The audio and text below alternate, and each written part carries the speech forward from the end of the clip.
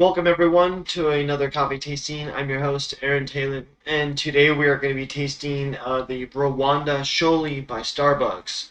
This is a really good coffee. It's definitely different than what we're normally used to when we drink our coffee. With this, we're going to get some bitter floral notes as our initial reaction with the coffee, and then as those bitter floral notes wash away, we're going to get some bright raspberry toffee sweet notes.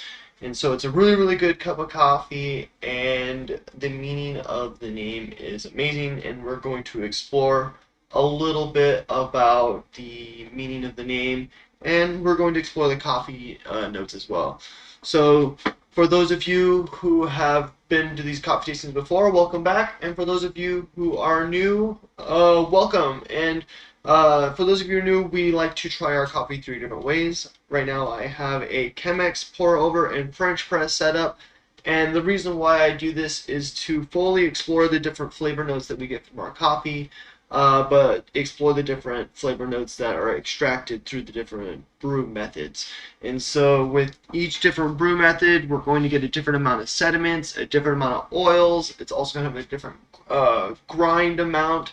And so all this is going to affect the different flavors that we're extracting out of our coffee. And the reason why I do this is so that we can better understand the different flavor notes that we get from our coffee, and then just to fully explore, to really understand what coffee we like ourselves, because everyone likes different flavor notes in their coffee. For me, I like those chocolate nutty notes. And so I tend to choose my brew method to bring out the more chocolatey notes or more earthy, nutty notes. And then if it is a bright citrusy coffee, then I will choose a brew method to lower down the citrusy notes so it's not so bright. And so what I'm brewing is going to impact my brew method. And the only way I was able to learn this was just by brewing all these different coffees, different ways to learn how the different brew methods affect the flavors, and to just really extract the flavor that I'm looking for when I drink coffee. And I explain the different flavor notes that so that everyone else can kind of experience it and learn for themselves what flavor notes that they want for themselves. So when we brew our coffee on a pour over and a Chemex, it's really important to bloom your coffee. And what that means is we're just pouring a little bit of coffee or a little bit of water on top of our grinds, just getting it saturated and letting a lot of that air come to the surface. Sometimes we get like a really cool like dome effect. Sometimes you just get like little miniature domes and the bubbles popping at the surface. But what that allows is it allows the all the grinds to get slightly saturated. It allows some of the air in between the grinds to escape, and that allows us to get a more even brew so that we're not getting like an over extracted coffee. It's not taking too long. Because if you don't properly bloom your coffee, you might end up with something that's slowing down the brew process, and you're just going to end up with a bitter cup of coffee.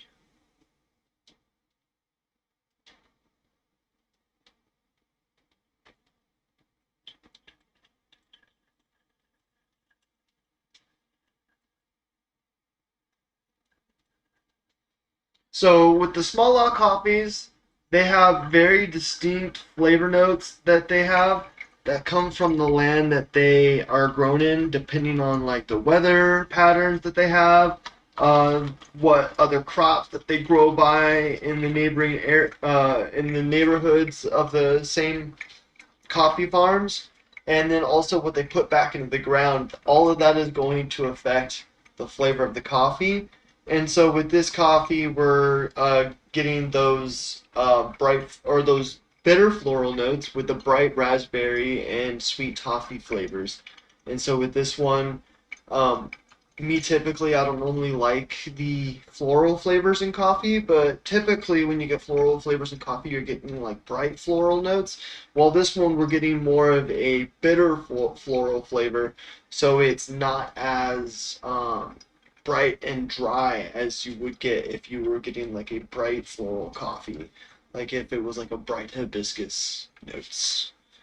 And so I actually really like this coffee for the flavor that it is giving me. That's not good.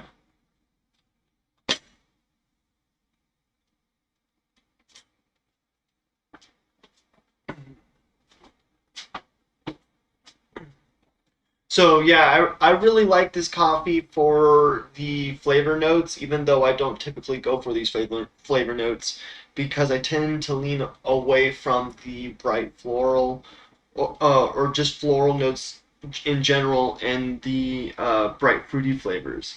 And so for this, having floral and raspberry notes, it's actually really good.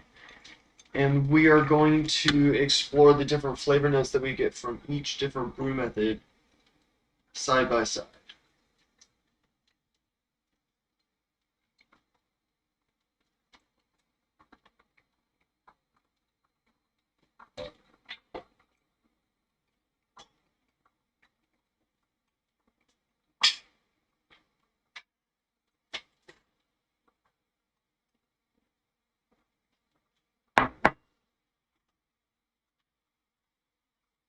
All right. So we're going to start off with the French press. And so when I describe the different flavor notes that we get from coffees, I like to describe how we have the two main flavor patterns that we're going to look for in coffee when we taste it. So we have our bitter notes, like the chocolates, earthy, nutty notes, and then we have our bright notes. And then the bright notes can be the floral, citrus, and like roasty notes. And then sometimes the nutty notes can be the bright notes, like like a toasted hazelnut. That toasted hazelnut's going to give us that roastiness, and that roastiness is going to be the bright part of the coffee. And then with the floral, like an example in this coffee, can be a bitter note. So we're getting bitter florals. And so it doesn't necessarily have to be a bright note. And so with these different brew methods, we're going to explore how the different flavor notes are affected by the levels of sediment and oils. The sediments generally affect our bitter notes, and the oils generally affect our bright notes. And so with the French press, we are going to get a lot of those sediments because we have no paper filter on there. It's just a screen filter, so a lot of those sediments are going to make its way through. And same with the oils. So with the French press, we're going to have a coffee that's really heavy in sediments and really heavy in oils, so we're going to get a lot of those bitters and a lot of those bright notes as well. And so in this coffee, since we have bitter floral notes and bright raspberry and toffee sweetness, we are going to get a pretty smooth floral bitter flavor because the floral bitters isn't nearly as intense as like a chocolate bitter. And then the raspberry and toffee sweetness is going to be pretty smooth as well because raspberry does have a sweet or a brightness to it, but doesn't necessarily have a brightness compared to like an orange or a lemon. So it's going to be very subtle in that bright category, and then we're going to get a really nice sweetness as those bitters wash away. Ooh, that's really good. I don't think I've tried the Rwanda Sholi on the French press yet. That is delicious. And so with this, we're getting a lot of those floral bitter notes. And then because the raspberry brightness is so subtle, I'm getting a lot of that toffee sweetness because the floral bitters are pretty bitter and fairly smooth, and they wash away pretty quickly. So as we start to get those raspberry notes, the sweetness really comes through because of the lack of the bitter flavor. And so that's important to express when we talk about like sweet notes in coffee, is it doesn't actually necessarily taste sweet. It just tastes sweet compared to the lack of the bitter notes that we get when the bitters of the coffee first hit our tongue, because that's like the first sensation that we get on our tongue is the dark bitter notes. And then the dark bitter notes start to wash away and clear off our tongue. And then because the bitters are starting to wash away, The leftover flavor notes, the lingering notes, have almost like a sweetness to it because the bitters, in contrast, are gone, so that coffee almost tastes sweet. And so now we're going to taste the pour over. So with the pour over, we are filtering out a lot of those sediments, but we're only filtering out some of the oils. We are going to get a different oil to sediment ratio. And so with this, because we're getting more oils, our cup of coffee isn't going to be as bitter as a French press. And then we're going to get a little bit more of those bright notes from the coffee and a little bit more, and probably less of that sweet flavor actually, because if we're toning down that bitterness, the contrast between the bitters to the transition to those raspberry notes is going to be less predominant, and so it's going to taste less sweet because that vast contrast isn't going to be there, giving us um, that appeal that it's sweet to us. Oh yeah, so not nearly as bitter as the French press. Very bitter but smooth. So we've got some really smooth floral bitters, but this one, the bitters are definitely don't come out as much. And because they don't come out as much, we're getting a lot more of that bright raspberry flavor in the beginning alongside with those floral bitters. And then as the palate starts to clear, we're not getting a whole lot of that sweet toffee. We're getting a little bit of that toffee nut, but it's not nearly as sweet as the French press. So that French press has a little bit more of that sweet after flavor. And the only reason why we get that sweet after flavor is because the intense bitters that we're getting right off the bat. And so the contrast to the bitters isn't as intense on the regular pour over because we're toning down those bitter notes, and so it's not going to taste as sweet, but we get a lot of those raspberry notes at the beginning of the cup that you don't really get until those bitters wash away in the French press. So the pour over is definitely a much brighter cup of coffee than the French press.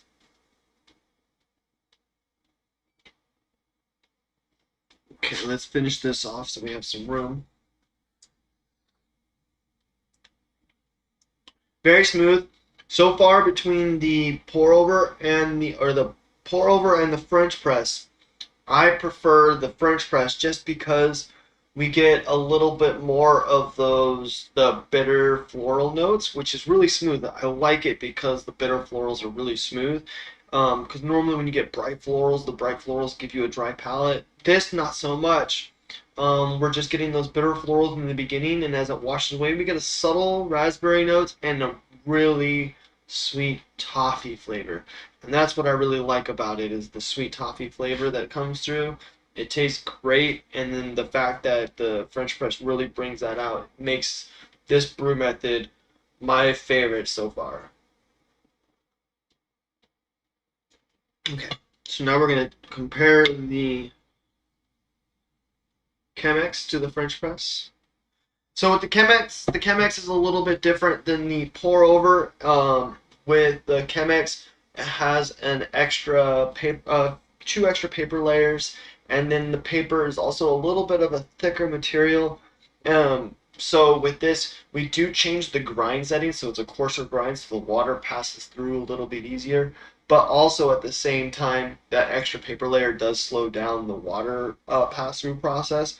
So what's happening is the oils that would normally make its way through the paper in a regular paper filter are going to be, more of those are going to be captured in this extra paper layer. And so what we're doing is we're absorbing more of those oils. And so now we have a more of an even cup when it comes to sediments and oils. And so with this, we should get a very similar flavor to the French press, except instead of it being so bold and intense, it's going to be a little bit smoother and cleaner. So we're going to get those bitter floral notes, and then as those bitter floral notes, we should get a really clean raspberry and toffee sweetness.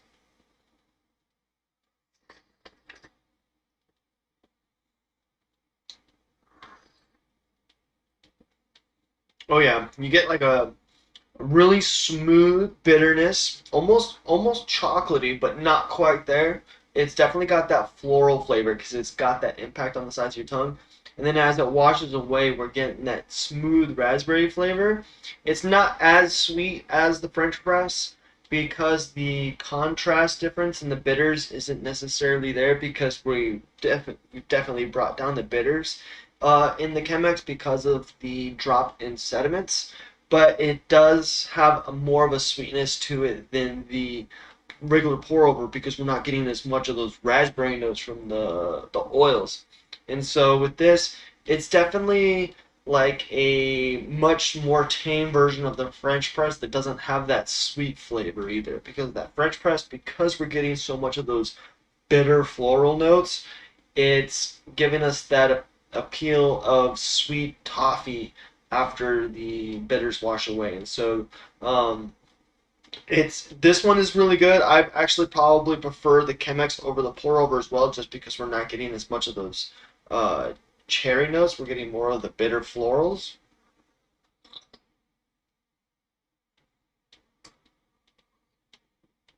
Yeah, we're definitely getting a lot more of those bitter florals, and then the toffee and cherry really come through because the bitter florals aren't as strong and it's not as sweet, and so it's got more of a. This has more of like a tame bitter flavor all the way through, while the French press is has that it really has that toffee sweetness at the end, and so that's why I do this is because to fully learn what we like about our coffee, we have to explore our coffee in all the different forms, and that includes the brew methods. And each different brew method requires a different grind amount, and a different water amount. And getting everything right in proportion is really important to make sure that your coffee tastes good. And so that's essential to brewing your coffee is making sure that we brew our coffee correct because the people who grow our coffee they put a lot of time and a lot of work into making sure that our the coffee that they grow makes it to our table. And if we improperly brew our coffee, it's a disservice to the people who put all that hard work into making this delicious coffee all the way here. And especially with these small lot coffees where they have specialty stories. And so, with the Rwanda Sholi has a is really important to me. Any coffee from Rwanda is really important just because of the development that is going on in that part of the world and the important changes that is going on in their society. So Rwanda Sholi, the word Sholi is short for Abataran and Kungaba Sholi, and Abataran and Kungaba Sholi means mutual assistance. And so the word Abataran and Kungabasholi is really important to that part of the world because to have a word that means mutual assistance in a part of the world where you have different tribes who believe in different things, and because they believe in different things or they require more land, and the only way of getting land to them is to fight amongst other tribes. And so you have this society in that part of the world um, who a lot for a large part of the history has been fighting amongst tribes for land rights. And after the genocide after World War II, when one of the tribes went around and started killing all the men and children of the tribes and leaving just the men behind, uh, there was a massive movement in Rwanda that brought a lot of the different tribes together.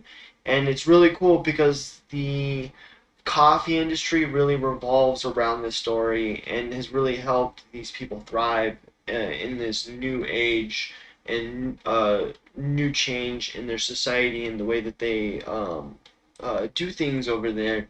And it's really allowed them to make these movements. And so for them to have a specific word that means mutual assistance is really important for them because it's a really big shift in their societal beliefs. And instead of fighting each other, we're going to come together and work together, and we're going to build a better infrastructure, a better economy, and have education for our kids. in a part of the world where it's dangerous to have an education for specific groups of people.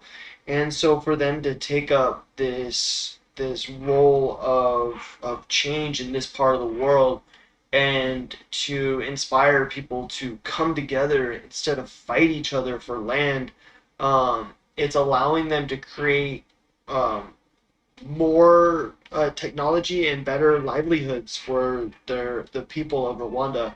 There's tons of things that are going on in that part of the country that are creating better hospitals or giving them more access to medicine and other things like that. And it all has to do with them building a strong foundation for their economy. And with coffee and the exports of coffee and just the different farms that they're creating out there, is really giving them the economy that they need, just to pour back into it so that they can build the better infrastructures and upgrade their hospitals and have specific projects that are going on in that country that allows them to adopt specific technologies to create better medical practices or make it easier to get access to medicines and other things like that. And there's a lot of cool things going on in that part of the country, um, that is making it better for the people to live. And it's going to inspire other people in the neighboring countries where they still have a lot of violence and they're still got a lot of problems going on to help everyone come together and create a better society for themselves and a better world in that part of the world, so that they can live sustainably and create an education and jobs and leadership roles for themselves and create a better place to live.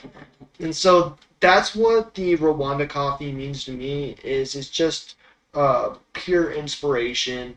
The what the Rwandan people have gone through, what they've come through, and where they are now is just an inspiration to what the human race is capable of and how we can go through so much devastation and then come out of it in such a better place and then just look forward to a better future and create a better future for our kids and not really hold that against anyone else and then just hope for the best and continue to seek education and literally the whole motto of leave the place better than when you found it. And so that's basically what's going on, and it's amazing to see the progress that they're doing over there, especially with some of the projects like Zipline. And so it's really cool, really inspiring, and I hope that these stories inspire you guys to learn a little bit more about coffee culture and how the coffee that we drink here at our table impacts the people across the world who grow it, and how every cup that we drink might be helping someone build a hospital or plant new farms to make more money or build a school to educate their children so that they can pursue something other than a life as a farmer. So it's really cool to see a lot of this happen, and it's really cool to be a part of the coffee culture and learning about it and then sharing it with you guys. So thank you so much for joining me on today's live stream. It was an honor to have you guys. For those of you guys who are here for the first time, it was an honor. And for those of you guys who are returning, thank you so much for continuing to support this channel. If you guys would like to see more videos, click on the link above, and then the link down below is just a video that YouTube recommends that YouTube thinks that you might like. All right, thank you guys again, and have a great day and enjoy your coffee.